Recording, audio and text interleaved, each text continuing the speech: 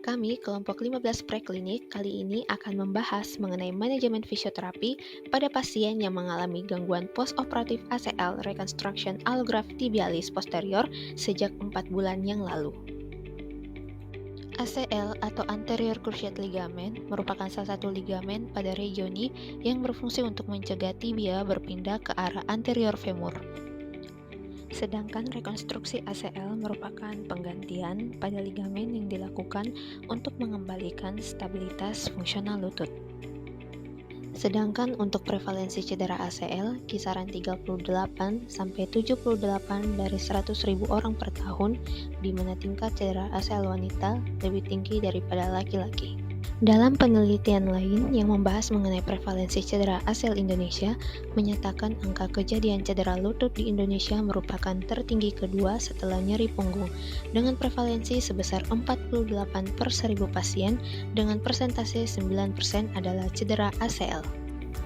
Untuk etiologi ACL terbagi menjadi dua, yaitu mekanisme kontak dan mekanisme non-kontak. Untuk mekanisme kontak biasanya terjadi pada seorang atlet, dan untuk mekanisme non-kontak biasanya terjadi pada seseorang yang mengalami kecelakaan atau jatuh secara tiba-tiba. Terdapat 3 klasifikasi cedera ACL. Yang pertama, derajat 1 atau mild ligament tear, kondisi di mana terdapat robekan berukuran kecil dan ACL masih tetap utuh. Derajat 2 atau moderate sprain, kondisi di mana terdapat robekan dalam ACL, namun ACL masih tersambung. Derajat 3 atau separate sprain, kondisi di mana ligamen memiliki robekan besar dan hanya sebagian yang masih tersambung atau dapat putus seutuhnya. Untuk prognosis ACL, yang pertama, kelemahan anteroposterior atau rotasi yang abnormal pada hampir 10% kasus. Yang kedua, tingkat kegagalan keseluruhan hampir 13%, dan yang ketiga, kehadiran OA jangka panjang adalah 73%. Selanjutnya, terdapat 5 manifestasi klinis ACL. Yang pertama, nyeri tekan, yang kedua, terdapat suara letupan di lutut, yang ketiga, bengkak, keempat, penurunan ROM, dan yang kelima, kekakuan.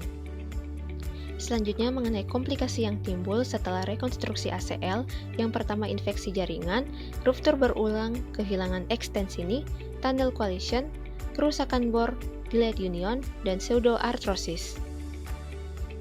Selanjutnya kita beralih ke manajemen fisioterapi. Pasien dengan nama Tuan X dengan jenis kelamin laki-laki berusia 42 tahun, pekerjaan wira swasta, hobi berenang dan bermain basket.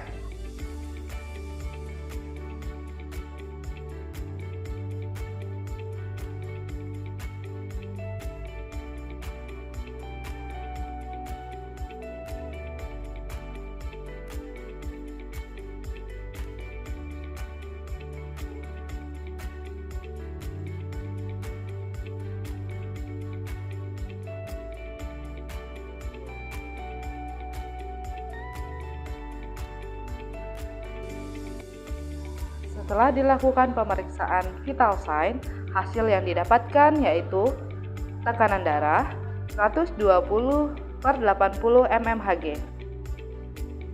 denyut nadi 90 kali per menit, pernafasan 20 kali per menit, suhu 36,5 derajat Celcius. Jadi, terdapat riwayat pasca operasi pada 15 Juni 2023 dengan menggunakan allograft tibialis posterior di salah satu rumah sakit di Singapura. Pasien sudah menjalani fisioterapi selama 4 bulan dengan rutin. Pada 3 bulan pertama, pasien datang 6 kali seminggu dengan home program yang dilakukan setiap hari. Setelah 3 bulan ke atas, kunjungan ke fisioterapi dikurangi 3 kali seminggu dengan syarat semua home program dilakukan oleh pasien di rumah.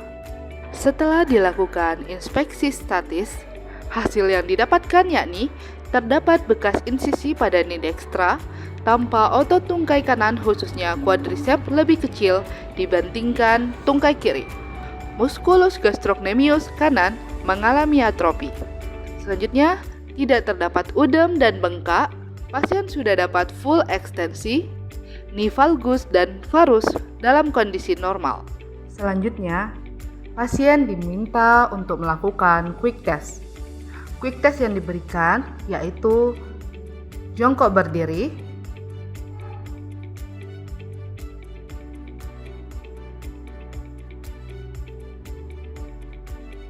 Selanjutnya, duduk berdiri.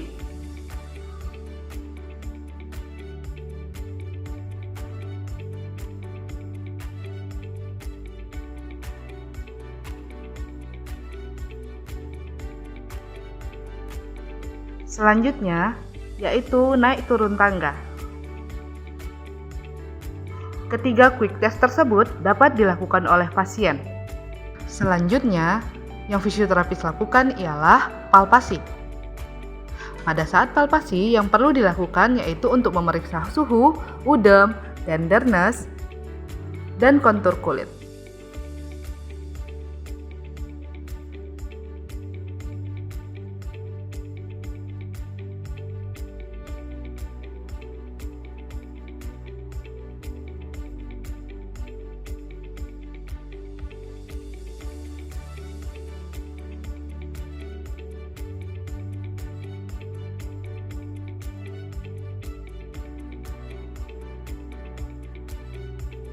Semua yang diperiksa itu dalam keadaan normal. Pemeriksaan selanjutnya yaitu PFGD. Baik aktif, pasif, maupun TIMT, pasien mampu melakukannya tanpa rasa nyeri.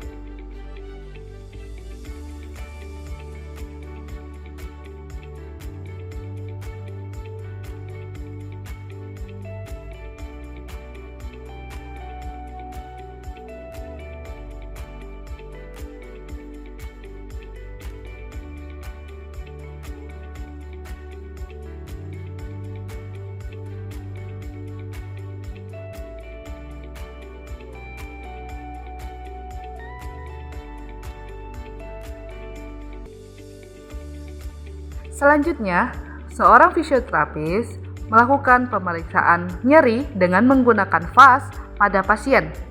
Setelah dilakukan pemeriksaan, hasil yang didapatkan yaitu nyeri tekan 0, nyeri gerak 0, dan nyeri diam 0.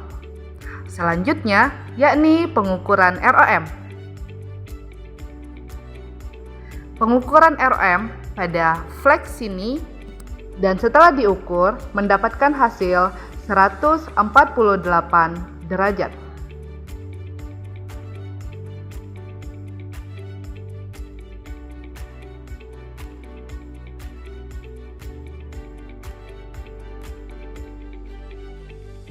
Perlu diketahui bersama bahwa pengukuran ROM baik pada tungkai kiri dan tungkai kanan harus dibandingkan.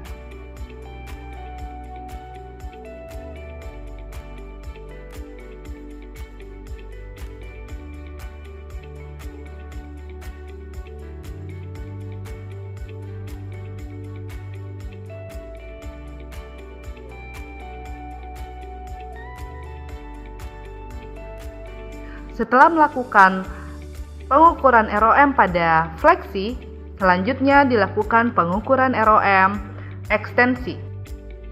Setelah dilakukan pengukuran, hasil yang didapatkan yaitu -2.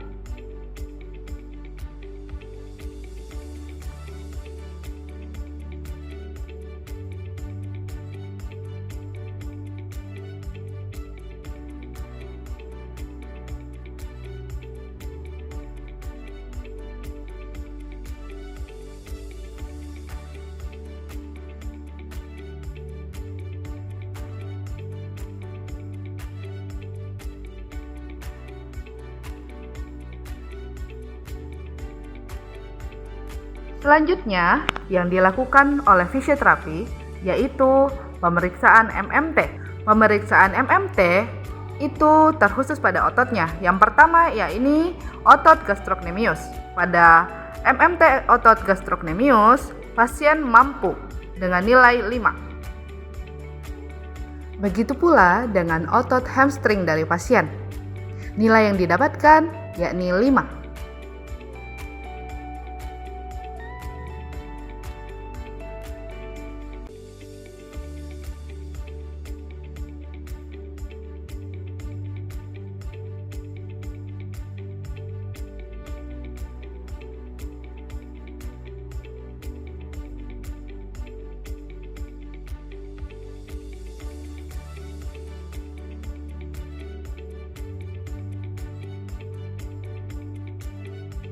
Kemudian, untuk pengukuran MMT pada otot quadriceps juga bernilai 5.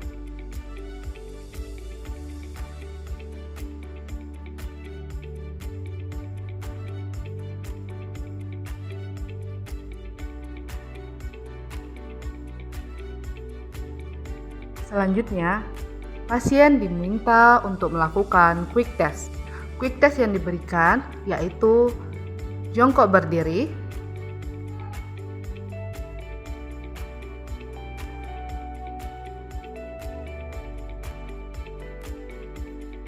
selanjutnya duduk berdiri,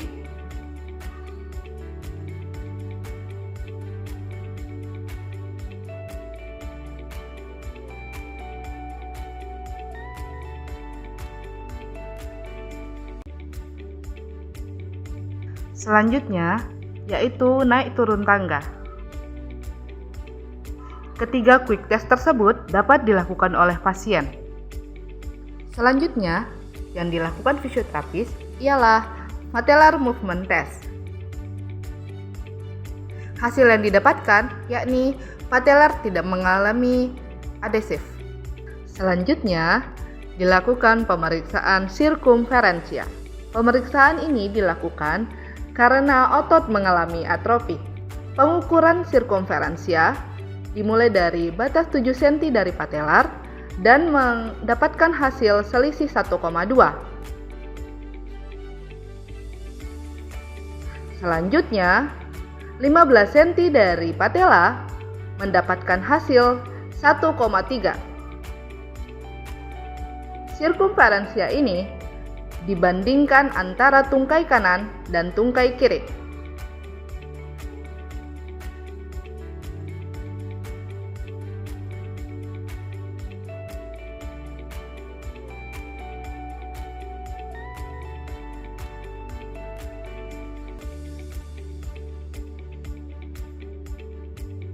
Tuan X sudah berada di fase 4.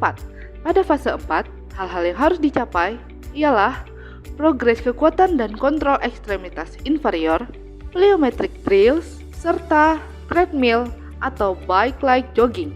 Namun, pasien tetap diberikan kegiatan yang harus dilakukan pada fase 3, yakni program penuh untuk kekuatan otot ekstremitas bawah, agility, dan plyometric exercise. Sehingga pasien harus memenuhi progres kekuatan CKC berupa lunges dan single leg squat. Pasien harus bisa full ROM, progress dynamic balance training, serta running. Sehingga plan atau intervensi yang diberikan kepada pasien berupa plank,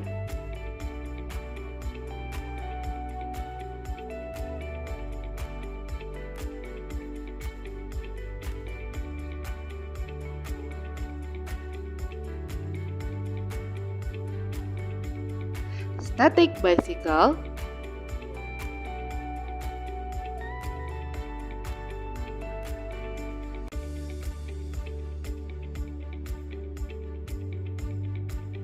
squat with wedge board ditambah 8 kg beban, ball squat with ball between knee,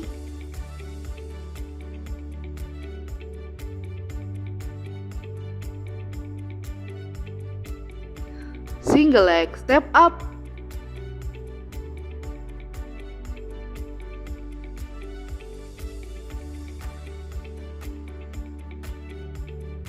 aktivasi gluteus,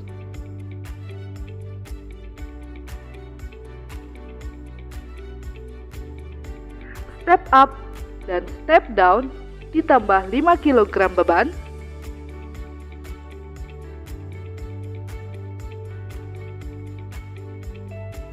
lateral lunges ditambah 3 kg beban,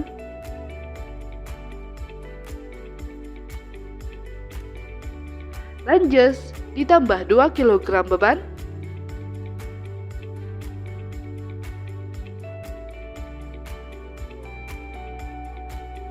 leg press,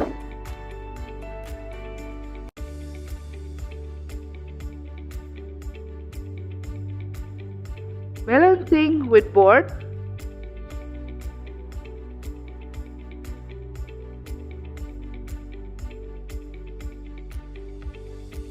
dan calf strengthening.